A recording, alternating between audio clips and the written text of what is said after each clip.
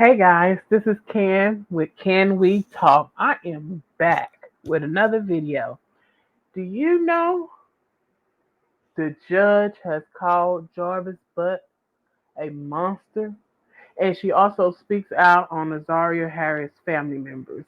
I mean, she said that man is a monster, and I agree with her.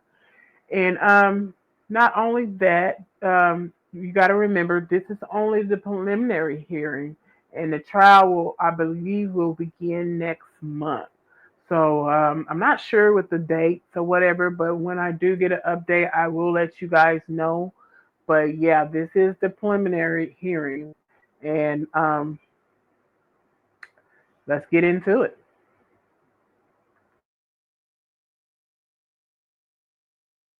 The case regarding a trial. And the one thing I had highlighted in case is the quote, in this case, there was no physical evidence such as blood stains or a weapon leaking defendant to Joyce's death.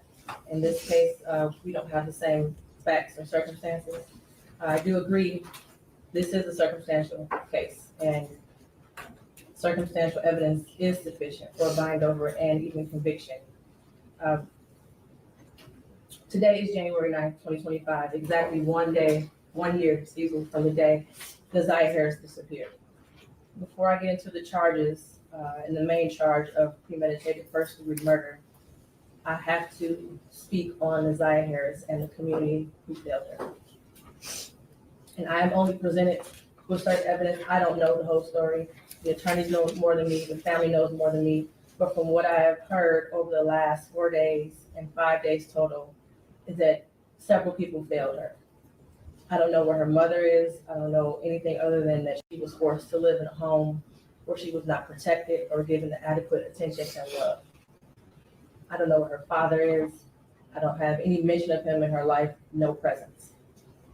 To Cordell, aka King, and all the men who saw Jarvis Butts hanging out and always around these young girls, including Naziyah, and his 9-year-old daughter going up to the shop to clean up his shop. The school counselor who never showed up, or the person who was supposed to show up if that counselor was absent, after Naziyah was on the floor on the day she went missing, saying that she needed to speak to someone and speak to a counselor. Oh, I'm liking this video already. The judge is digging in that butt. She's saying, hey, it's a lot of people that failed this baby. It's a lot of people that failed Nazara.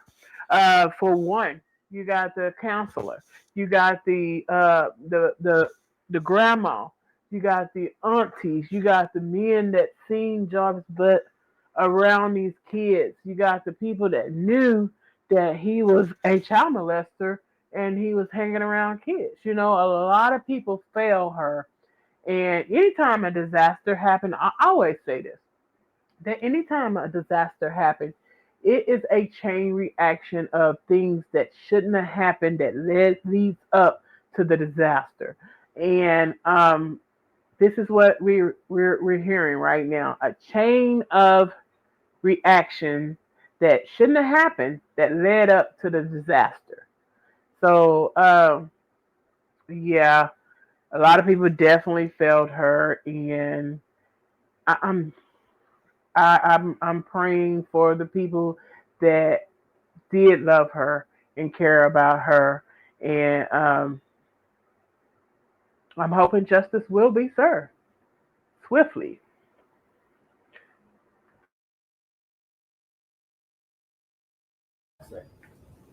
There's no mention of CPS, but I wonder what their involvement was over the years, because this was not just a 1 year thing. There are text messages at least from 2022. To her adoptive grandmother, Annette Harris, whose testimony, in my opinion, was very questionable. I understand why the people put her on the stand to establish Naziyah's residence and the houses on Bedford and the regular routine, to establish also that Naziyah was not a runaway child, that she was not a bad kid. I do believe she adopted Naziyah. I do believe that she had 6 kids in the house. I believe that Naziyah had on a dark hoodie the day she went missing, and that she had on red and black Nikes that day. What is hard to believe is that the defendant never came into the house as she testified. And there was also a minor that testified that he did as well. Text messages that show between him and Naziyah that he did in the basement, saying he was going to the shower, stealing her panties. He was always lurking around that house and asking for Janiyah and Zaniyah, from what I know. I even thought about the breakfast routine and saying that all the kids like eating breakfast at school. Did they have a choice? I don't know. But to always send those girls up there. I want to touch on what the judge was saying. She said she do not believe that that man was not never in that house. He was always in that house. He was always lurking around. He was in the basement. He was, what I'm saying, no telling how many times he was in that house. And people is trying to say fake. They trying to basically hide their connection in this. And they're neglecting in this or whatever happened in this situation is somebody hiding something. uh People is not telling the truth right here, and they're hiding whatever happened to this baby. And not only that, it was other video. It's another video where Nazara is around another pedophile, which is supposed to be somebody of the family or maybe a family friend or something like that, and he's hugging on her, and she's trying to do a little TikTok dance or whatever, and he's hugging on her and uh, um, like acting like he's trying to, you know, I don't know if he's acting like he's trying to kiss her or what he's doing, but it is very, very, very, very uncomfortable to watch. And I can just imagine how uncomfortable she was while he was doing it. And you know how people laugh when they're uncomfortable, and it looked like that's what she was doing. Gave out a uncomfortable kind of like giggle when he grabbed her, and he grabbed her in a way that somebody that's not her father or someone that that he shouldn't have grabbed her in that way. It was very, very, very inappropriate. And, like I said, no telling what was happening in his house. This is probably not the first time that something like this happened to Nazaria, or the other kids in that house was probably also going through this type of thing. When it comes to a house that's not being monitored, or and it definitely was not being monitored for this to be going on in that house. And when it comes to a house like that, even the kids will actually, do things that they're not supposed to do, or push themselves on the younger kids, or the females or the males, or what I'm saying. And when it comes to Jarvis, who's to say that Nazario was the only one that he touched? It could have been he touched multiple people in that house. I mean, they said the Nazario brother ran away. That could be why he ran away. You never know what was going on in that house. Apparently something was going on for everybody to be trying to run away and get away from that household. Um, and with all the pedophiles hanging out at the house, it was just not a place for any kids to be in, period. And I just, it's like she said the CPS failed Nazira. Not only the CPS, the state, because he was supposed to be registered. He was supposed to be a registered offender. There's no reason why he wasn't registered. There's no reason why CPS couldn't take the kids out the house because he was there. They shouldn't have been around him. And this is just, it was a failure all the way around. And my heart goes out to Nazira and the people that love her.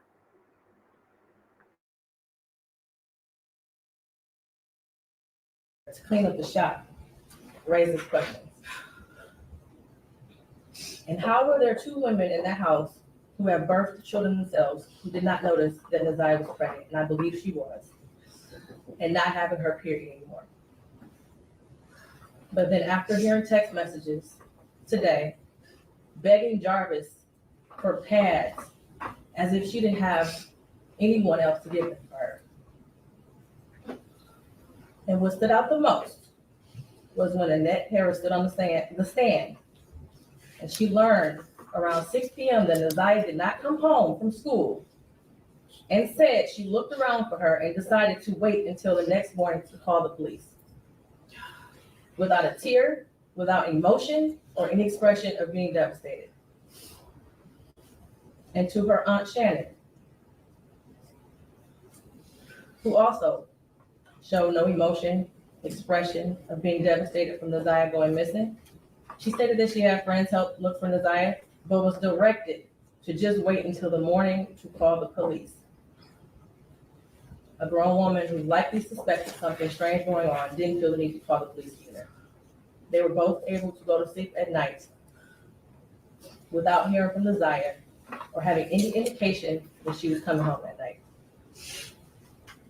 And of course, the defendant, who I will get to in a minute. I don't know who else failed Naziyah, but the community did. As far as the people establishing probable cause, I will focus on count 1, as it's been stated that there is no contention with counts 2 and 3. And count 3, I will amend based off of the motion and the test. That's another thing. That's another thing. How was any of those adults able to sleep knowing that Nazara was not home? You got to remember that Nazara was 13 years old, and there's no reason they didn't know where she was from the time she left. The last time they seen her was when she went to school. They had no idea where this baby was. That was a red flag. There's no way she should have went to sleep comfortably in that house without calling the police, trying to find out where Nazara is, calling the school, calling the bus board, trying to get into it after hours, security to monitor someone, the police, someone.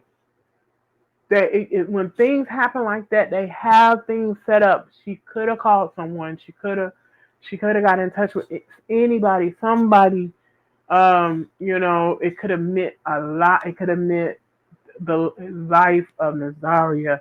I mean, I don't understand how did she not care. Why did she wait so long? How did she not care about? I couldn't sleep if it was my child. I wouldn't have been able. Oh my God, I couldn't rest.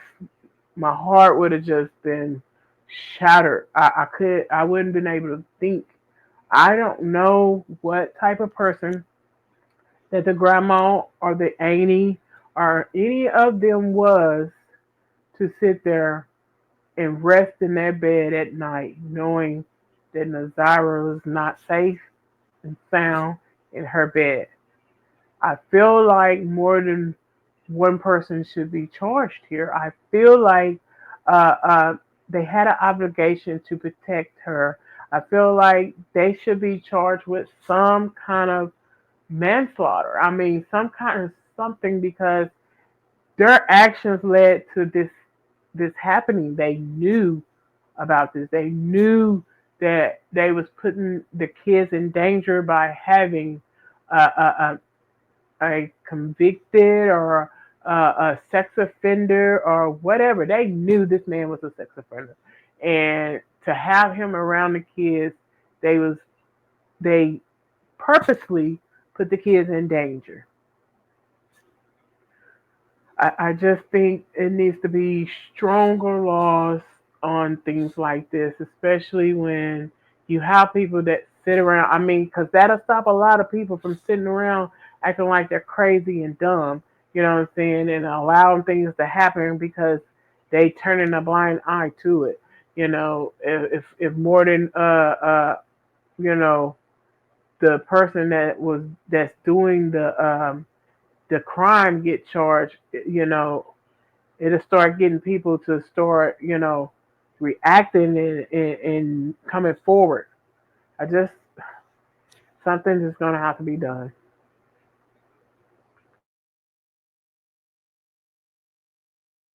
Testimony, I heard that Naziyah was 12 and not 13 at the time that Jarvis Butts had sexual intercourse with her. The prosecution is correct. You do not have to have a body to establish first degree premeditated murder. It would have been a much shorter exam had her body been found, but this is where we are. In the last 365 days, no text messages. We all heard today and yesterday that she was very active and frequently texted. No social media for a year. We heard through testimony that she was also active on social media. No phone calls, which she was also able to do according to testimony. No physical sighting of her by anyone. She never came back to school. No one has seen her. Medical records dated from July 2014 to October 2023 indicated that she had no life-threatening medical issues that would lead to a natural cause of death.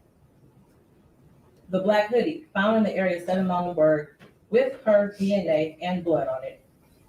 The holes in the hoodie consistent with some sort of struggle, violence, or weapon being used. And we know that there were no holes in that hoodie when she wore it to school. We saw a picture of her in a black hoodie on her last day that everyone saw her. I do believe her grandma testified truthfully about the sweatshirt that she had on and that was practically new. And the border agent who said that no evidence of animals would have destroyed the clothing or the shoes to possibly lead to animals tearing up that hoodie.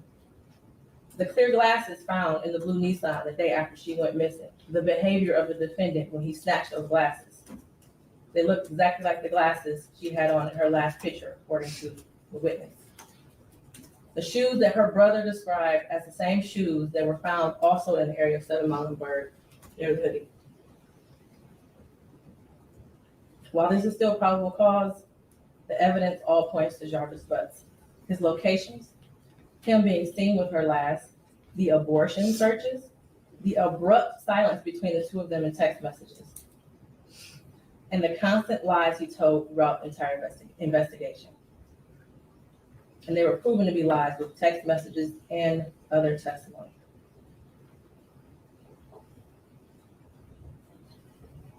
We may never know what happened, but from what I heard today and over the last 4 or 5 days, it appears he intended to perform what he thought was a do-it-yourself abortion on Naziyah.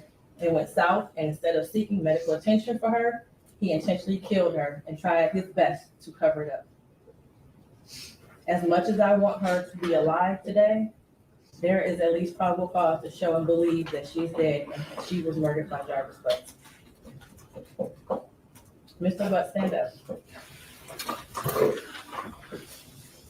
You've been sitting over there for 4 days with your head down, sitting between and behind your attorneys with your mask on and taking vigorous notes. I want you to pay attention and listen to everything I have to say. I have been trying to figure out for the last 5 days, you. At one point, I thought you were cognitively impaired in the beginning of this exam. And then maybe you had the brain of a 10-year-old, and that's why you were doing such things. But as I heard more and more testimony, you're just the true definition of a pedophile. Watching you laugh and brag about all the women you have with different women and the children and the girlfriends, and making babies to groom them and having them in your presence, cleaning up your shop, and the little girls around you, has landed you here today. You groomed Naziyah. You played mind games with her. We all heard that. You controlled her emotionally. She was exposed to so much at such a young age. The text messages between you two were disgusting to hear. And to think that she had you saved in her phone as bae for life. Naziyah deserved so much more. And while I mentioned other people that failed her, Jarvis Butts, You are the monster in this whole picture. She did deserve love from her parents and everyone who was in her life. She was ignored, she was neglected, and you took complete advantage of that. She wanted someone to love her, and she will never know what that feels like. Your children deserve more.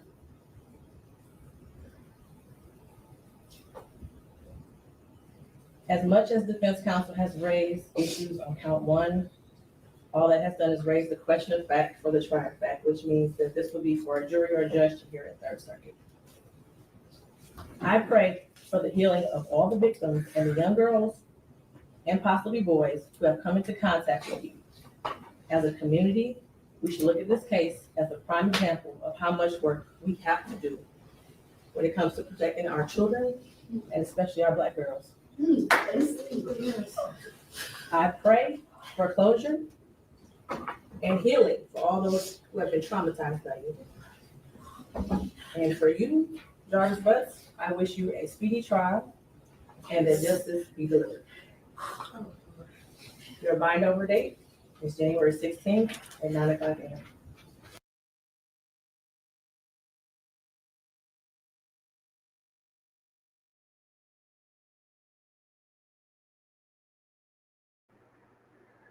Whew, Lord, that was rough. Um, I'm going to reiterate on what the judge said. Um, you can definitely believe that something happened to Nazara and that she's no longer here um, with us.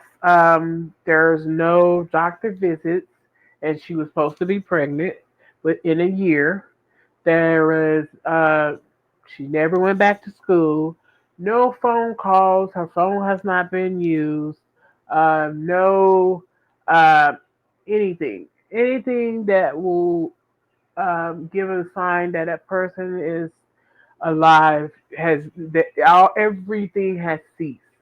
Her clothes had been found, um, which means she spent some time maybe naked or something, or or they was taken off of her, off of her. You know what I'm saying? While she was in the state that she was in. Um, this is very unfortunate. It really is. Um, also, she said she believed that Jarvis Butts or someone tried to perform an abortion on her, and it didn't go well. And somewhere in there, either she passed away or she was unalive. And it's just really sad. And he is a monster, and so are the people that contribute to this happening to this baby. It was too many things happening there to just ignore. I really feel bad for this whole situation. This will not be my last video. This case has so much, so much information, so much new developments. Uh, the videos are not in order. As I'm getting them, as I'm getting to it, I am uh, pumping out these videos as fast as I can, and you know, just work with me. Um, but yeah, that's the end of this video, and I just want to tell y'all, please, please, please, please, please pray for the family that the people that love Nazara and that lost her, and may God bless her soul. That's that's the end of this video, and thanks for stopping by. Peace.